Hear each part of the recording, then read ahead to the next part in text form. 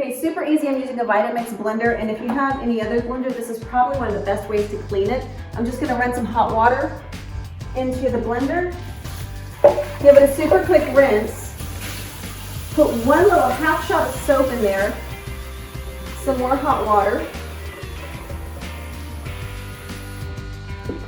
And I'm about to shower my kitchen. All right, blender is on.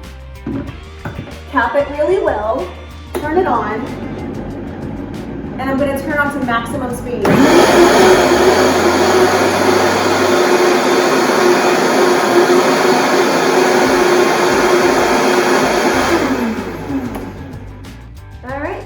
Rinse it off, and that's it. The blender is clean, and it preserves your blades because these are super sharp. You want to keep them super sharp, and you don't want to work the rubber seal that's in there too, keeping it stuck to the carafe.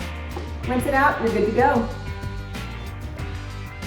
For more tips and tricks like this on how to prolong the life of your favorite kitchen appliances so that they last as long as you do, subscribe to Kitchen Bravo. Not only do we have ideas for you on how to make your appliances last, we've got recipes, we've got suggestions, we've got everything that you need, anything that you want to know. So subscribe now. Drop us a line, drop us a comment, let us know what your favorite appliance is, how you like to use it, if there's anything that you want to see us do. All right guys, we're here at Kitchen Bravo, here to help you be a master of your kitchen.